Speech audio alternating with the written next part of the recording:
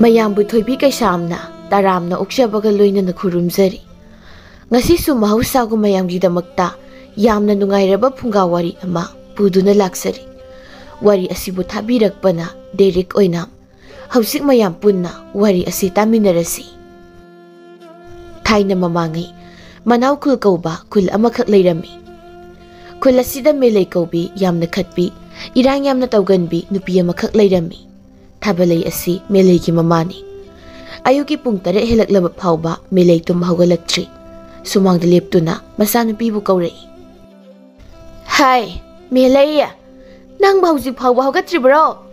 ꯅꯨꯃꯤꯠ ꯑꯁꯤ ꯂꯨꯇꯣꯟ ꯐꯥꯎꯕ ꯇꯨꯝꯗ ꯂꯩꯕ ꯉꯝꯕꯁꯦ ꯅꯪꯇꯅꯤ꯫ ꯍꯧꯒꯠꯂꯣ, ꯊꯦꯡꯉꯦ, ꯅꯪꯕꯨ ꯇꯥꯗ꯭ꯔꯣ?" ꯃꯦꯂꯩ ꯃꯁꯥꯗꯨ ꯊꯦꯛꯇꯣꯛꯇꯨꯅ ꯍꯀꯥꯝ ꯑꯗꯨ ꯆꯟꯕ ꯂꯣꯏꯐꯥꯎ ꯂꯣꯏꯐꯥꯠꯇ꯭ꯔꯤꯉꯩꯗ ꯈꯨꯝꯂꯛꯂꯝꯃꯤ꯫ "ꯏꯃꯥ, ꯄꯨꯡꯁꯦ ꯀꯩꯁꯨ ꯊꯦꯡꯗ꯭ꯔꯤ, ꯉꯥꯏꯍꯥꯛꯇꯪꯒ ꯇꯨꯝꯈꯤꯒꯦ ꯏꯃꯥ." "ꯍꯔꯦ ꯍꯔꯦ, ꯄꯨꯡ ꯑꯁꯤ 8 ꯍꯦꯜꯂꯕꯅꯤꯅꯦ ꯍꯦꯜꯂꯕ. ꯍꯧꯖꯤꯛ ꯐꯥꯎꯕ ꯀꯅꯥ ꯀꯅꯥ ꯇꯨꯝꯂꯤꯒꯦ? ꯇꯟꯕꯅꯁꯨ ꯅꯁꯥꯗꯣ ꯃꯗꯨꯗꯩꯗꯨꯗꯅꯦ ꯑꯃꯨꯛꯁꯨ ꯈꯠꯄ ꯑꯃ ꯌꯥꯎꯔꯤꯕꯅꯤꯗꯣ." "ꯏꯃꯥ, ꯑꯩꯕꯨ ꯀꯩꯗ ꯈꯠꯂꯒꯦ? ꯏꯟꯈꯠꯂꯛꯄꯒꯤ ꯁꯨꯝ ꯂꯥꯡꯕꯒꯤ ꯋꯥꯅꯤ. ꯑꯩꯅꯦ ꯀꯇꯨ ꯀꯔꯟꯒ ꯇꯧꯖꯗꯦꯀꯣ." "ꯍꯣꯏ ꯌꯥꯔꯦ, ꯆꯤꯟꯗꯣ ꯈꯪꯖꯔꯦ, ꯑꯩꯅ ꯈꯪꯖꯔꯕꯗꯣ. ꯄꯥꯎꯈꯨꯝꯁꯨ ꯋꯥꯠꯂꯣꯏ, ꯑꯆꯨꯝꯕꯁꯨ ꯅꯪꯅ ꯁꯥꯔꯛꯀꯅꯤ. ꯌꯥꯔꯦ, ꯅꯆꯤꯟ ꯅꯌꯥꯗꯣ ꯁꯦꯡꯂꯨꯔꯣ, ꯑꯗꯨꯒ ꯏꯔꯨ ꯃꯥꯏꯊꯖꯗꯅ ꯆꯥꯛ ꯊꯣꯡꯂꯝꯃꯣ." "ꯑꯦ, ꯏꯃꯥꯅ ꯀꯔꯥꯏ ꯆꯠꯇꯣꯏꯕ?"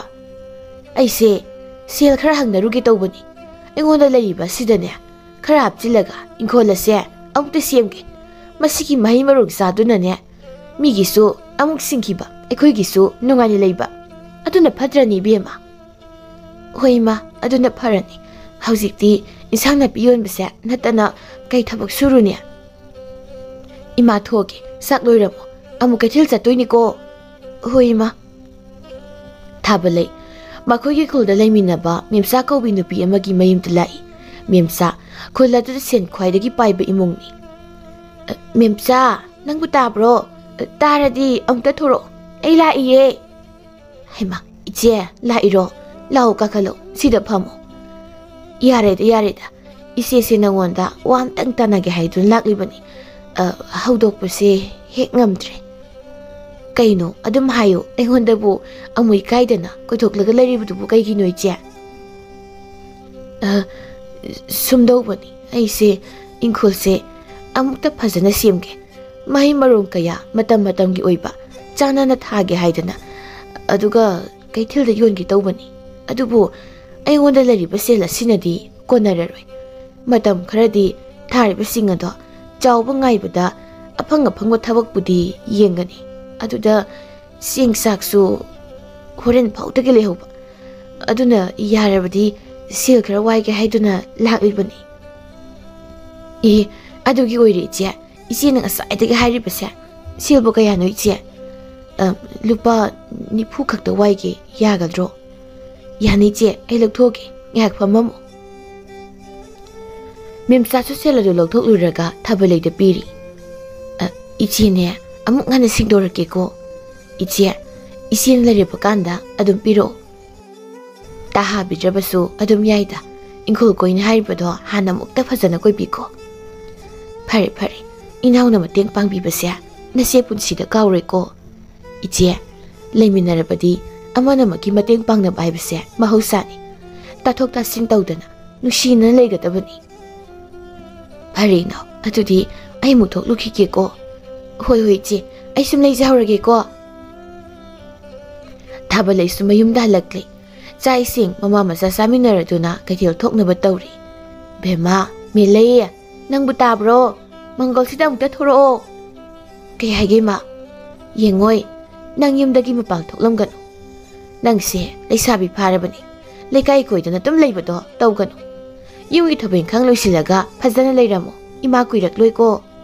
"ꯍꯣꯏꯕ ꯏꯃꯥ, ꯑꯩꯕꯨ ꯀꯩꯗꯧꯔꯒꯦ?" "ꯂꯩꯀꯥꯏꯒꯤ ꯃꯤꯅ ꯑꯈꯠꯄꯤ ꯃꯦꯂꯩ, ꯑꯈꯠꯄꯤ ꯃꯦꯂꯩꯅ ꯍꯥꯏꯅꯔꯤꯕꯁꯦ ꯏꯃꯥ ꯇꯥꯕ ꯅꯨꯡꯉꯥꯏꯇꯦ. ꯅꯪꯅ ꯈꯔ ꯒ꯭ꯌꯥꯟ ꯇꯥꯎꯀꯣ. ꯏꯃꯥꯒꯤꯗꯤ ꯏꯆꯥ ꯅꯊꯟꯇꯅꯤ. ꯑꯗꯨꯅ ꯀꯔꯤꯒꯨꯝꯕ ꯗꯥꯛꯐꯝ ꯑꯃꯠꯇ ꯂꯩꯍꯟꯕ ꯄꯥꯝꯗꯦ ꯏꯃꯥꯅ." "ꯍꯣꯏꯕ ꯏꯃꯥ, ꯑꯩ ꯂꯣꯏꯅ ꯒ꯭ꯌꯥꯟ ꯇꯥꯏ." "ꯐꯔꯦ ꯐꯔꯦ, ꯌꯨꯝꯗ ꯅꯤꯡꯊꯤꯖꯅ ꯂꯩꯔꯝꯃꯨꯀꯣ." Thabalaisu kaithal sanaba thokre melei murum sondun lehowi aibu kayam khatladana aibu akhatpi hainoba mihedi isam sam langjabasibu nupa khra koi nupa dagi khra chathokdana tawba asini lisabi oiringai madam hairido ima hoise mogi matam dagadi tawramoi adunani ai khatlen haisi moinadi kayam nungai ga haibadudi khangdrabanina asumna murum solaga imungda sange tawbada kunthonglomdagi magi matangan bi sanglakpu ubada e nangdi ayo angan basida kaidau laiba aise sumang phau yodri kokte ikta laiba kai hino duba yamla anin jagana chalage se asi haiduna mamai lai thoktun satke tawi hoi tanu shibi aina phagi tawbani lao chango aise tanmuna tronangna yare se kai leike chumna sum lakbra nangin pa sakhen bada lahowi adugi tholo haibagi kawba laiba e madi ayuk sida kaidu laiba adudi noini sanaraga khangani lao chalasi mama na mapan thuklamganu legai koiganu hairambada nupa la e tabada loina kawkre mafidu hongduna pukri tamna lai tu ta asida lepaga leire changchilaga warido saruro huida aina swaida sum leiramage kuirakanu ko aidi chaka sadribani melei sakhenbagi manakte sangaktuna ta sakhenba kayam kuirake lakwa kuitri lakpada ngairi chakcharabo chare adu melei nang ekhuida karam kana lake khalino koiro haira as nate mangwani legadaba matamdo haiba kaidino dadudi yam wali ko aidi imana nupi thizilona taklabani adu oiraga nupi ma yengodana luhongnaba e nuksinari se nangani aduga kanaga luhong haino khangde ta sakhenba ai luhongba ke wakhalga khantre adu kaigino ayukse la isiba nasakto yengningakpa adugi is nupa se yam khalida khata yariba aisa pakhang yek lauribani adunani yare ko sakhen baga unaba loiduna melei amadi nganbisu nganbigi mayumda lai meleina ita haisa sira ita ibema aidi puk ase khongwana chaklami jamte sakise ai chaka sadri chakause tatlani hayana thadaradi adudi singju surga sasi hoilaw sakhumda nganbiga melega tawduna makhoi sanabadu semduna sumangda phakthaduna nungsa yaiduna saksari meleina ida hore numidang wairamdo ta thimungdu lakani gyak thu usiko hoi ita hoidi sak phajarupani na nupa wate do aikhoidi nupa ma phawo phangtre yare ko nangisu tamai mu leiri dudi ha maminga do sari thaklingai da palakanu ko ogi butawi melei noktuna ida tamai mudi selsupai aduna mangunda nungai leidoini uksare ko maming tabada da isase nungpan ole pam haina de amta palakanu ba ngihaki matung thabalei kaitheldagi ingkholda thanaba maru marang amadi pambi masa lerektun halai melei nangbum ta tholong ne he masana pi to hanjin karo phawba tholaktabuda thonglomda yengi puna thadun leirambatuda oh lekai mu koiramlani ina nga hatta yumda leiramon haibase hoi tamang hairani aduga swayekta mangkiba masibu karam thoktoribano tanjatuda meleina sumanglomdai khumlai ho ima nacha mamanglomda dum thoi karai salurino nusani yakai saraba kansida lekai koi basalibutu butandro nangbo ima itangan bi hoide chalubani mana chaksa sina charuba loibaga leisini yumdagi su bora masare aduga musaroi ni sara waluriro ikhoi ma sidiba atu ngangaga lei talle oiba asi hairamlaga paithoktuni mungsangkhre thabalaidu ingkholgi posai thaba hore numidang wairam soisilakadori melei imungdagi sanabunna mapaiduna mamaki manakta lai ima ai sing sokhigi hoi aduga ne nangi thokraga nayum kawdu tawgunu ko hoi baima ai chale ko melei harauna sanabun adu haiduna matangan bibu hobulai ita Lao ising suurase.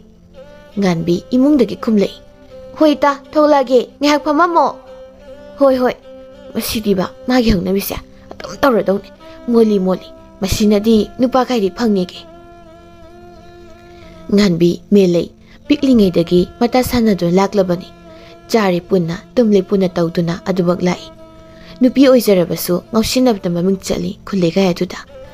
Thabak amata tawminarabasu punna legai minasu makhoi anina ngausinaraga yamna nungsibi. Nganbiga meleigadu pukri tamna lai meleina. Hauzik paulakju maleni. Asi haiduna urum soli nganbina. Nakhoi gidubu lakju zala. Khangde lakju mali lao ising sorasi. Nupi se mathoi nungai tam malida. Ibema isu khanjade ko lao. Makhoi anina ising nu sokluraga karakpu matamda khoimuna laklibdu ui khoimuna. Nganbia nang shawramina. Khoita khoimu. Kayam kuiru yorokpa ai khara thingdokshri. Ngahak oiri meleina hairuno mi nupi mu unaraga laini. Nusidrose ahimo unaba nangnaba laise. Nganbi noktuna hairisi sumbro ta khoimo. Kadaidinoda aidi imagi thabak torambani adu thengshrini. Khoimu sumamit yamba nupa amani. Makhoi anisu khanglibani. Melei nupa yamna koina zarabasu aseng manungsiba haibasi karino khanglamde adu mangai. Maga khangnariba nupa singsu nungsiba harisi karino khangba amata nate ngaki langminaba du khaktani. Khoimu ga melega ngak wari sanarab matung khoimu du satkirami. Meleiga nganbigana halakpagi lambida phaudu lakliba lampakaduda maimudu phamdu leiribudu ubada nganbina. Ita sakphasabi amasu ngairaga leiredo. Is aidi pili torisi ngarang unasina haikibudugi oirami oramani ngairaga leirami simu. Ngahak unararo ai swaida leiramagi. Yaroi aiga puna changmina seba. As nang suba nangin pa unaraga ai yaw harishibo. As lao sasat. Asi haiduna sangsili maimudu melei nganbi makhoini lakpu ubada haugatuna. Nakhoini labo. Meleina. Laimak asida. Yare. Sauduna adum leibasibu kaino. Masibu karam thoktuino. Aibu mamangdai thoktradi maningdi thokadra. Nganbina. As yare kaino nang sholang khalaiduba. Masakse hek nungsirakdaba. Ado kayam koiragi lakba. Kaya oiri. Nakoina ising so kusakibudo ai la eduda. Adudi ngali he ta mai mundangde. Maimudu mileido onsiduna. Milei nasai nanga pukri mapanda unaribu nupaduna kanano.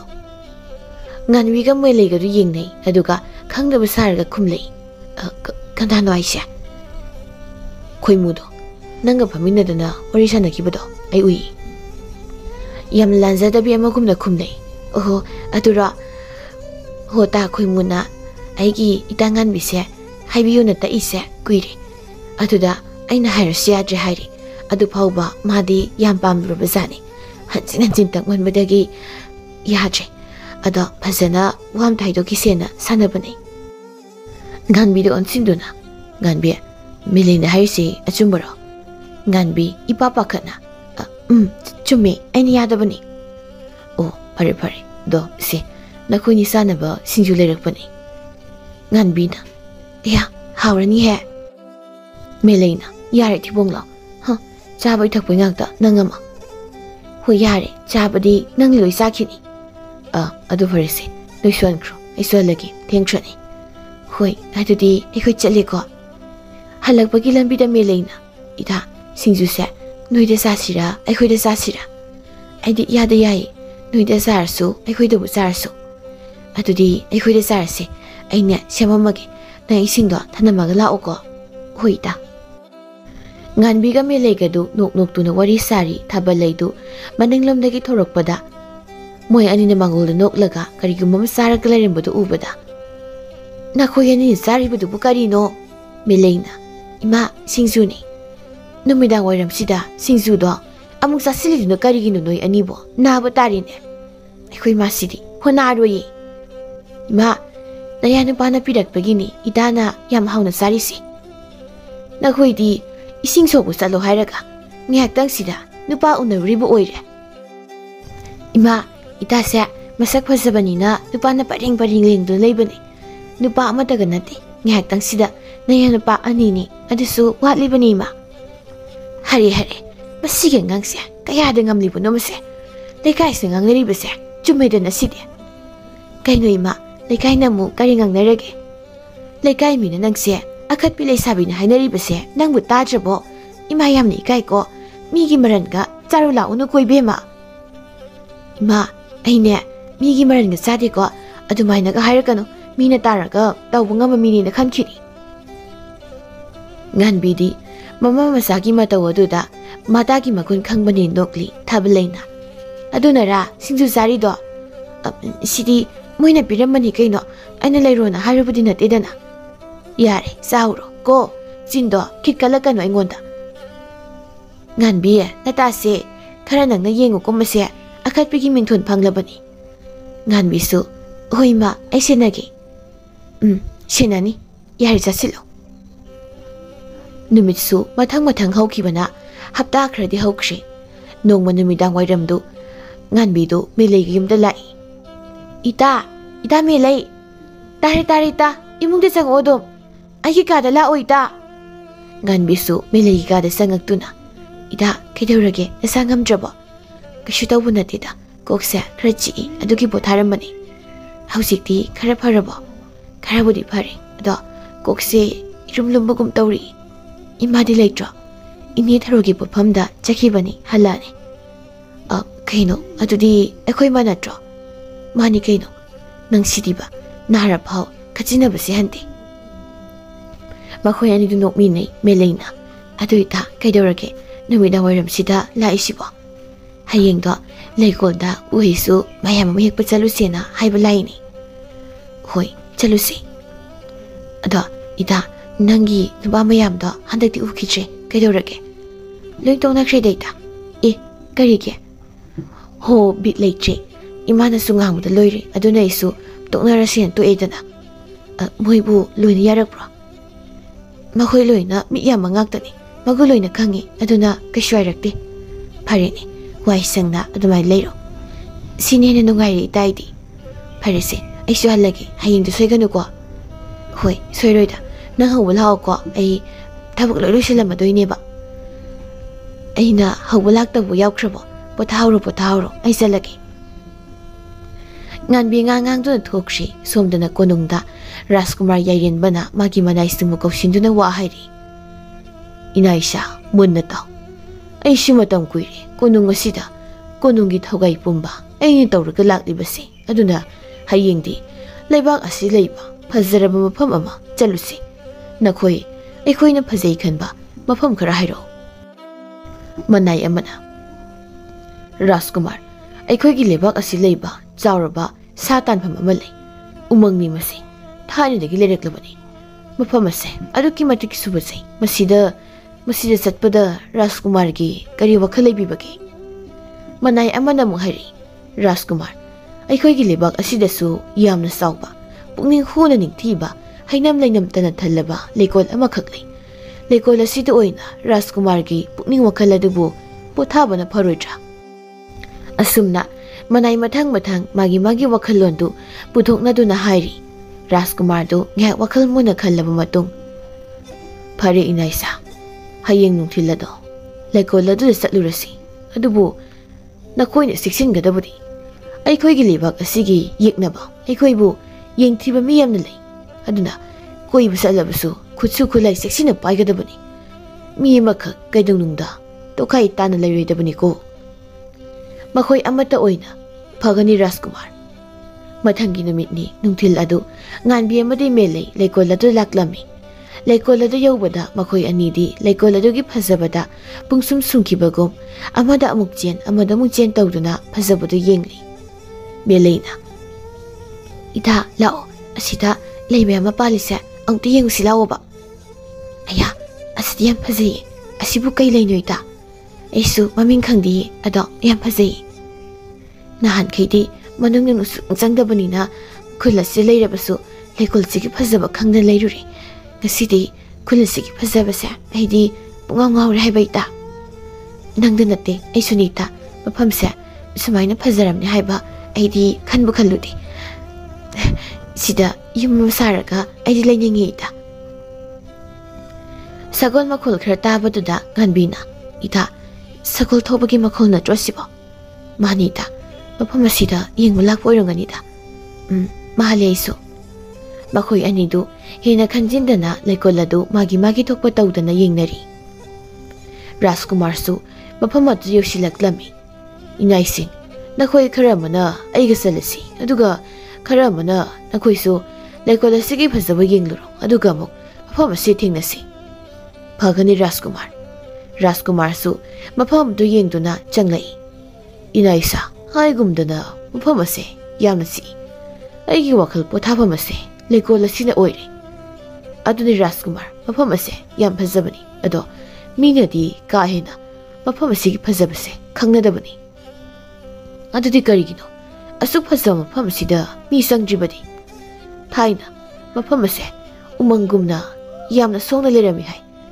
ꯑꯗꯣ ꯃꯐꯝꯁꯤꯗ ꯀꯣꯅꯨꯡꯒꯤꯁꯨ ꯂꯥꯟꯃꯤ ꯑꯣꯏꯔꯝꯕ ꯅꯨꯄꯥ ꯑꯃꯈꯛꯅ ꯃꯐꯝꯁꯤꯕꯨ ꯁꯦꯝꯒꯠꯂꯝꯕꯅꯤ ꯍꯥꯏꯅꯩ ꯑꯩꯁꯨ ꯌꯥꯝꯅ ꯈꯪꯕꯗꯤ ꯅꯠꯇꯦ ꯑꯗꯨꯕꯨ ꯀꯣꯅꯨꯡꯗ ꯋꯥꯔꯤ ꯁꯥꯟꯅꯕꯗ ꯇꯥꯍꯧꯕꯗꯒꯤ ꯋꯥꯔꯤꯁꯦ ꯔꯥꯖꯀꯨꯃꯥꯔꯗ ꯂꯤꯖꯕꯅꯤ ꯃꯥꯗꯤ ꯂꯥꯟꯃꯤ ꯑꯣꯏꯔꯒ ꯀꯔꯤꯒꯤ ꯀꯣꯅꯨꯡꯗ ꯂꯩꯇ꯭ꯔꯤꯕ ꯃꯥꯗꯤ ꯅꯤꯡꯊꯧꯒ ꯌꯥꯝꯅ ꯌꯥꯅꯕꯒꯤ ꯃꯇꯨꯡ ꯏꯟꯅ ꯃꯐꯝ ꯑꯁꯤꯗ ꯂꯩꯕꯅꯤ ꯂꯥꯟ ꯊꯣꯔꯛꯂꯕ ꯂꯩꯕꯥꯛ ꯑꯁꯤꯅ ꯑꯋꯥꯕ ꯇꯥꯔꯛꯂꯕ ꯃꯇꯝꯗ ꯈꯛ ꯃꯇꯦꯡ ꯄꯥꯡꯒꯅꯤ ꯑꯗꯨꯒ ꯀꯣꯅꯨꯡꯗ ꯂꯩꯔꯒ ꯂꯥꯟꯃꯤ ꯑꯣꯏꯕꯗꯤ ꯄꯥꯝꯗꯦ ꯍꯥꯏꯗꯨꯅ ꯌꯥꯈꯤꯗꯦ ꯑꯣ ꯑꯗꯨꯕꯨ ꯃꯐꯝꯁꯤ ꯂꯩꯔꯤꯕꯁꯦ ꯃꯌꯨꯝꯗꯤ ꯂꯩꯇꯕ꯭ꯔꯣ ꯂꯩ ꯃꯌꯨꯝꯁꯨ ꯂꯩꯕꯥꯛ ꯑꯁꯤꯗꯒꯤꯅꯤ ꯑꯗꯨꯕꯨ ꯑꯁꯤꯛꯄ ꯃꯐꯝ ꯄꯥꯝꯕꯅ ꯃꯥꯅ ꯑꯌꯨꯛ ꯅꯨꯡꯊꯤꯜꯗ ꯄꯣꯊꯥꯕ ꯌꯥꯅꯕ ꯃꯤꯁꯤꯡꯁꯨ ꯂꯥꯛꯅꯕ ꯍꯥꯏꯗꯨꯅ ꯃꯐꯝ ꯑꯁꯦ ꯁꯦꯝꯒꯠꯂꯝꯕꯅꯤ ꯃꯥꯁꯨ ꯃꯌꯨꯝꯗ ꯂꯩꯕꯁꯨ ꯌꯥꯎꯏ ꯑꯗꯨꯒ ꯃꯐꯝꯁꯤꯗꯁꯨ ꯑꯗꯨꯝ ꯂꯦꯛꯄꯁꯨ ꯌꯥꯎꯕꯅꯤ ꯃꯥꯒꯤ ꯏꯃꯨꯡ ꯃꯅꯨꯡꯗꯤ ꯍꯧꯖꯤꯛ ꯐꯥꯎꯕ ꯂꯩꯔꯤꯕ꯭ꯔꯥ ꯃꯥꯗꯤ ꯅꯨꯄꯤ ꯊꯤꯗꯦ ꯃꯥꯒꯤ ꯃꯃꯥ ꯑꯁꯣꯟꯕꯤ ꯑꯃꯈꯛ ꯂꯩꯔꯝꯃꯤ ꯍꯥꯏꯅꯩ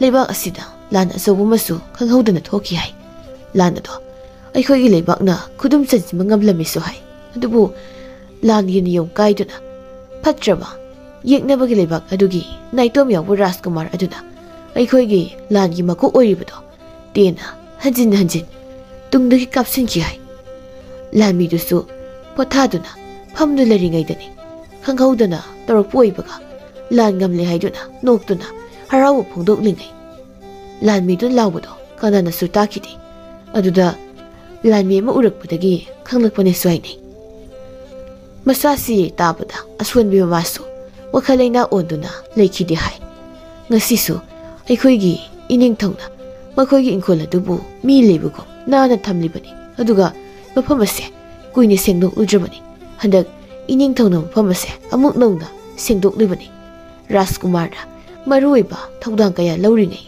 ꯈꯪꯗꯕ ꯑꯣꯏꯔꯝꯒꯅꯤ ꯑꯣ ꯐꯔꯦ ꯂꯥꯛꯑꯣ ꯑꯁꯣꯝꯗ ꯆꯠꯂꯁꯤ ꯁꯣꯝꯗꯗꯤ ꯃꯦꯂꯩꯒ ꯉꯥꯟꯕꯤꯒꯗꯨ ꯀꯣꯏꯆꯦꯟ ꯆꯦꯟꯕꯗ ꯑꯅꯤꯗꯨ ꯇꯣꯈꯥꯏ ꯇꯥꯔꯝꯃꯤ ꯏꯇꯥ ꯉꯥꯟꯕꯤ ꯀꯥꯏꯗ ꯂꯩꯒꯦ ꯄꯨꯡꯁꯨ ꯊꯦꯡꯉꯛꯑꯦ ꯌꯨꯝꯗ ꯍꯜꯂꯁꯤ ꯉꯥꯟꯕꯤꯁꯨ ꯅꯥꯀꯟ ꯑꯃꯗ ꯃꯦꯂꯩꯕꯨ ꯀꯣꯏꯊꯤ ꯊꯤꯔꯤ ꯍꯣꯏ ꯏꯇꯥ ꯃꯦꯂꯩ ꯇꯥꯕ꯭ꯔꯣ ꯀꯥꯏꯗ ꯂꯩꯒꯦ ꯏꯇꯥ ꯅꯨꯄꯤꯒꯤ ꯈꯣꯟꯖꯦꯜ ꯇꯥꯕꯗꯨꯗ ꯔꯥꯖꯀꯨꯃꯥꯔꯗꯨ ꯆꯠꯂꯝꯕꯗꯣ ꯂꯦꯞꯇꯨꯅ ꯏꯅꯥꯏꯁꯥ ꯅꯨꯄꯤꯒꯤ ꯈꯣꯟꯖꯦꯜ ꯅꯠꯇ꯭ꯔꯕ ꯁꯤꯕꯣ ꯃꯥꯅꯤ ꯔꯥꯖꯀꯨꯃꯥꯔ ꯀꯩꯗꯧꯕ ꯌꯥꯎꯔꯕꯖꯥꯠꯅꯣ ꯃꯤ ꯀꯧꯕꯒꯨꯝꯁꯨ ꯑꯋꯥꯕ ꯈꯨꯗꯣꯡꯊꯤꯕ ꯅꯪꯂꯕꯖꯥꯠꯂ ꯂꯥꯛꯑꯣ ꯀꯗꯣꯝꯗꯅꯣ ꯌꯦꯡꯂꯨꯁꯤ ꯅꯨꯃꯤꯗꯥꯡ ꯋꯥꯏꯔꯝ ꯑꯣꯏꯁꯤꯜꯂꯛꯂꯕꯗꯨꯗ ꯃꯦꯂꯩꯗꯤ ꯄꯦꯔꯤ ꯇꯧꯗꯨꯅ ꯏꯇꯥ ꯅꯪꯕꯨ ꯀꯥꯏꯗ ꯂꯩꯒꯦ ꯑꯩꯕꯨ ꯅꯨꯡꯁꯤꯗ꯭ꯔꯕꯣ ꯑꯩ ꯍꯨꯟꯗꯣꯛꯂꯒ ꯆꯠꯂꯤꯗꯨꯕꯨ ꯀꯩꯒꯤꯅꯣ ꯏꯇꯥ ꯅꯪ ꯂꯥꯛꯑꯣ ꯉꯥꯟꯕꯤꯁꯨ ꯁꯣꯝꯗ ꯃꯦꯂꯩꯕꯨ ꯊꯤꯔꯤ ꯃꯁꯤ ꯅꯨꯄꯤꯁꯦ ꯀꯣꯏꯆꯦꯟ ꯆꯦꯟꯕꯩꯅꯦ ꯃꯥꯡꯅꯔꯤꯁꯤ ꯔꯥꯖꯀꯨꯃꯥꯔꯅ ꯇꯨꯡꯂꯣꯝꯗꯒꯤ ꯏꯆꯜ ꯀꯩꯗꯧꯕ ꯌꯥꯎꯔꯦ ꯀꯞꯄꯤꯗꯤ ꯃꯦꯂꯩ ꯅꯨꯄꯥꯒꯤ ꯃꯈꯣꯜ ꯇꯥꯕꯗꯨꯗ ꯈꯪꯄ꯭ꯔꯦꯛ ꯈꯪꯅ ꯑꯣꯟꯊꯣꯔꯛꯏ ꯅꯨꯄꯥꯗꯨꯒꯤ ꯃꯁꯛ ꯃꯇꯧ ꯐꯖꯕ ꯆꯤꯡꯂꯦꯝꯅ ꯋꯥꯡ ꯆꯥꯎꯅ ꯐꯖꯔꯕꯗꯨꯗ ꯃꯦꯂꯩ ꯃꯄꯨꯟꯁꯤꯗ ꯐꯥꯎꯗ꯭ꯔꯤꯕ ꯀꯔꯤꯒꯨꯝꯕ ꯑꯃ ꯐꯥꯎꯕꯒꯨꯝ ꯃꯨꯟꯅ ꯌꯦꯡꯗꯨꯅ ꯂꯩ ꯔꯥꯖꯀꯨꯃꯥꯔꯁꯨ ꯃꯉꯥꯏ ꯃꯦꯂꯩꯒꯤ ꯏꯪꯅ ꯐꯖꯔꯤꯕ ꯃꯥꯏꯊꯣꯡ ꯑꯗꯨꯗ ꯄꯤ ꯃꯔꯤꯛ ꯃꯆꯥ ꯇꯥꯔꯤꯕꯗꯨꯅ ꯍꯦꯟꯅ ꯃꯒꯨꯟ ꯍꯥꯞꯄ ꯑꯣꯏꯅ ꯊꯣꯛꯈ꯭ꯔꯦ ꯃꯅꯥꯏ ꯑꯗꯨꯅ ꯔꯥꯖꯀꯨꯃꯥꯔꯗꯨ ꯏꯈꯪ ꯈꯪꯅ ꯀꯩꯗꯧꯔꯦ ꯔꯥꯖꯀꯨꯃꯥꯔꯅ ꯃꯪꯗꯨꯅ ꯂꯦꯞꯄꯗꯨꯗ ꯑꯣ ꯑꯩꯗꯤ ꯋꯥꯈꯜ ꯑꯃꯗ ꯇꯥꯎꯔꯤꯗꯅ Manai adu yarakta ngangtuna wa ngangli. Nongmada nupi yengo yadaba aikoigi Rajkumar se nupi sida wakalam khanbagu. Rajkumar du tarduna kari haibano fazana hayu tade. Kaishu nate Rajkumar. Rajkumar du melei don sinduna. Ichanbu famsida kaidurambano. Laiko se yengba laambani. Adu karigi kapaga larimibano. Natanda lakbro. Lakte itaga lai. Ita haidi kana. Aigi ita maga lakbani. Rajkumar na khangaroi.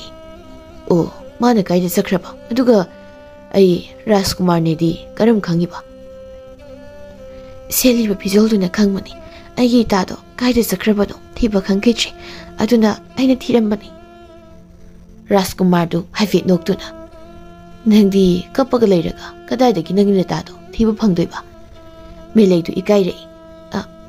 Ai tado amta thirukiki chalukiki Rajkumar. Melei sengi tawbada Rajkumar na khamlami ngaiko. Melei tapna mon silaktuna.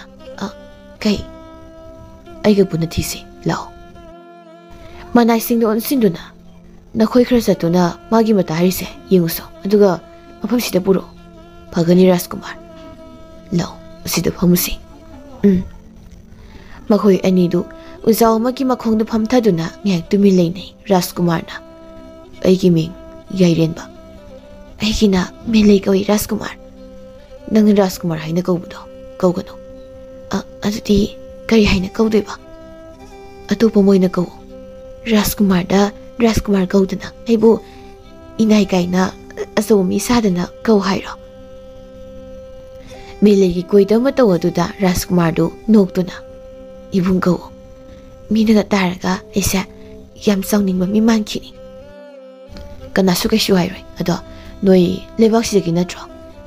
Lebak asidagi natradi lekol sitana amuk lakitro. Jummini aisu hangzaning bahiduni. Nangse wahangang wada tabo yam nungai. Ado ibong saugono ko aidi haning bada hekta hai. Saudeda. Makhoi anina nungai wari sari ngai. Ngan bidu sensilei. Nangdi nuk tanaga wari ga sadana. Anya somna mihun ga sa. Mihungam du chongki jene. Nang mang baduda. Aidi mangsu mangde nang na manglaga. Nganbi nasai kay Rajkumar du udabani sabing ang lumatsin na du jab lepi. Rajkumar su hawalaktun lepi. Ita lebak siki Rajkumar du ni maming na yairin ba. Nganbi Rajkumar du nuluk mataw utli. Adum na tawano jam na dumloy na si. Melei na adu ipong matam si tiyangshi imana isaw lang amani ay kuya mong tsalagi. Pare, pazalan salo. Haying laki. Nang naibubukri duda. Rajkumar su konong dahalag lami melei gangan bigasu wari sasado na mayim yauri. Melei na thokriba singdo wari lirami. Nganbi na aduita ay silihawragi. Hoy, ada hayingan na thoksiko. Ho khangjari mazay bema. Taning de goita. Melei du nokfay tawduna mayimda changlai. Thabalei du wai silamani. Masanapi na nokfay tawraga yumda sangakpaduda. Yumse handi hanjilai wa oire. Aidi yum kaukhraboi khaluredana. Ima yum phau sangdri isaudo amuk tawrakanugo. Wakhal khra nungaijarambase loina mangkhidore. Amuk wakhal nungairiba. Aina thabakse nasaidagi tawrise. Prap laune duka tharo. Hoiba ima. Masi kamdawne aibu ma mirolingai akhatpagi laiga oknakraba zatlaime. Leina se parabra khalubuni ngasina kanamo oknaraba zano. Moi babung nangni lairam lenda nasana bina khatliba si yengtuna noklaga layuko aidi somda kappe. Ima baba gauraga oinadi sarukpudi chakto thongnama tawbiro. Hai aigi se oinarira ha nangda halagi he nangda. Asi haiduna masanapi butanai. Ma aidi seleko ima tanahuro. Asi hairamlaga maninglomda noklaga senki. As waini hanu thangsida amuk tanabi kaido sanareina tawrise. Mathangi numitni Rajkumar manayamta yaudana pukri mapanda melei bu ngairi. Ima ising sokhigi. Asuk ngana ising suklogi hairo nungsa se nemjine. Kishu tawroi khara ngana soki. Kari noi bema. Kaidoragi ma. Bukrida ising sokbu setpabu aduk yamna kiribiduna pijol gasina anoba nahana lerakpudu setana nangi sibu kana lakani haige ising sokpa sadrabasu ima ai asida saluge unaruge haiba yadro Milay ikaibagi sausinaduna taringdigo ima ai chale Milay ga nganbiga pukridi yausilakpada Rajkumar na hana ngairaga leramlibdu thengnai ida aisi leiramgi unaruro Milay ikaina changlai Rajkumar do Milay ubda pungau ngaukhirami masamna ningdu yengna sangli angango phanek amuwa phurit maithongdana jamne kereklibdu ubada hena Milay bu nusibu pokli ibung kayam kuirege lakpa kuitri ibung mathana lakpro ganamta udena ithana lai lao ibung sidoina phamse Milay ga Rajkumar ga wari kaya masana rami Rajkumar na Milay ekayam taige nang lan loganu ko hayo ibung kay wano ay nang muthamoy sena nungsiruri nang ay gitaloy oibiro Milay mana pamzariba ningzariba wa harakpaduda harauzai adubu hena ikaibasu phawraktuna tuminon thaduna phamli kaidorage yaningdrabo aina haibwase yaningdrabasu adum hayo aina gunda saurui nate daibo adudi nangi pakhum tapami ibung aisi ibung bunungsi asengmaro nang naharido pare adudi aigi paning thawda haiduna nang bulok laklagi Milay nungai taba sakpham da hairei ibung ining thongna kaisi yarakloi matik chadabi lairabi dukhrabi machani yokpani aidi ibung gumba wata padaba nungai ai phana horokpa nate aidi aduga ngasi khaksu khangnabada ngairi adugi damak nang karisu wagano aigi paning thaw adugumba mi nate aigi pada mafam sekdoklage nang nasana yabiyo aduga ai nangbu wani khanbagi nungsiba nate aibu thasau ai yarage Milay hoisu yumda hankre Rajkumar yairen badu konung yobaga mapaning thogi manata sangaktuna ipaning thaw nacha ipada karigumam thangatjage ningthau salaina ipagi bungo kari leire hayo isana hainingma khudingma ipaning thaw nachana nupi mabu thangmoi sena nungsi jaruri ipana mahakpu mau izage haiduna amukta hainabiyo kari ming kaubage isana pamlibu nupidubo aduga kari lamgi Rajkumari no ipa Milay kawi aduga ipaning thaw nasana pamlibu nupisidi Rajkumari na sadi adudi kanano kari leibaktagino mayek sengna ipada hayo Rajkumar na mapaning thawda Milay gi wari pumba loina liduna khanghalami mapaning thawna wakhal muna khaladuna hairei pare isana bu pamjarabadi hayengmak ningthau isamak chattuna imau hainaba soidana satkani Rajkumar harauzaduna mapada konsinjai masagi mataududa mapadu noktuna ibadi matik saba leibaki Rajkumari dagidi aigi leibak asida su leiba thamoi sengbi isana pamjaba nusijabe duna ibagi de pambani mathangi ayu anganbada ningthau salai masamak laktuna Milay gi sumangda thunglari Lami mana yumsibo kana leibage tarabadi amda thokpiro Milay imungdagi thoraktuna kana hangbibano wasaba loijingai ningthawna leplaga leirambadu ubada masada pakhatkre ningthawsu Milay ubada mathamoida momonuksai masina nitana aigi isana pamlibasidi yai mapa aina yai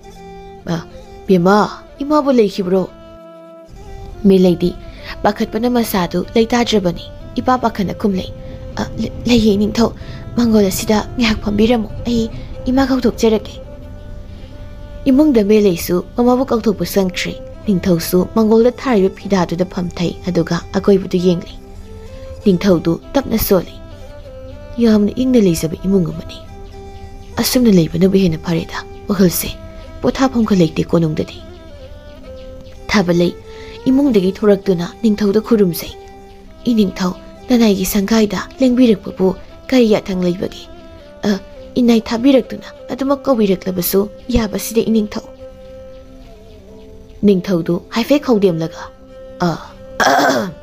aise arubuwa ama khanajagi khanduna isamak laklibani इनिंथौ करी वानो हेक्ता हाइबियो अैगी इसानुपा यैरेनबगा इबेमगी इसानुपी मेलेगा लुहोंबगी मतंगदा HYBE लाक्सबनी होय थौगलोन कायरबसु निंथौने हाइदुना हंथन येंबसु लेते अैना पामजबदी नुसिना लेबदो अदुखक पामसै इनिंथौना हाइबिरि वाफमदो लारबी इमा इचागिदि लाइबक यामना फै अदुबो मतिक चादबना इनिंथौगी इचा राजकुमारगी नुपी ओइबदा नते नते बेमा अदुमना खनगनो अैना लेबाक असिगी निंथौ ओइरबसु ऐसु Mitcham अमगुमबनी ऐसु साक्सारी नखोइसु साक्सारी लेबाकी वयल तौरबसु ऐदी अनेम अवांग खाइबा हैनबा मिदो ऐ नते इसानिगी लुहोंगसे इबेमना याबिनिंगदबरा थाबलैसु मसानुपीबु नुंगाइना लेखिबना फै खंदुना ऐसु याजरी निंथौ अमदि थाबलैगा पुना worry वताई खरा सारमी लुहोंबकी मतमसु थुजिलसे हाइदुना हाइनरमी नुमि खरा मसौजिंख्रे हयेंदी मिलेगी लुहोंबा नुमितनी नुमितांग अदुदा ममा मसादु चाक चाबा लोइरदुना वरी सारी बेमा नंग याहु थेंगबदो मिगी मयुमदति सनरेको होय बैमा थाबलैना युम्बालोन मिगी मयुमद तौगदबा पुंबा यादबा कयामसु ताकपीरी फरे फरे इसासु वारनी पोथारो इमासु तुमरुरगेको मिलै फमुंग हिप्थदुना वखल खंजरी ऐसे सुमाइना युंगा पानगनी थाजरुदेको नुपा मयाम कोइरगा लांगदा लेरबसु तोख्रे नुपा मयाम मा कोइनिंगबसु फाउत्रे ऐना नहाइखै नुपा कोइरिदो इबुंग राजकुमार फाउरिबसिगुम अमुक्तसु फाउत्रे ऐसे इमाना खले हारिदो ऐसे खात्रेको हौजिकते असी खंजदुना मोमो नोकली मथंगी नुमितनी मिलै अमदि राजकुमार यायेनबगी लुहोंगबा नुमितनी मिलैगी मतांगानबीसु ngana लाक्तुना थबक लोइसिनबा याउरी लुहोंगबसु लोइरे nganbi mayum thalamdaida मिलैगी मनक्ते संगक्तुना इदा नुंगायै पना पालुको नंगने सिदा लैग्रसु अइबुदि काउगनुको इदा मिलै कप्तुना इदा अइना कइगी इदा बु काउदिनो इदा नंगसु सिदा तुम लाउको ऐसु नंगी नागदा लागे इदा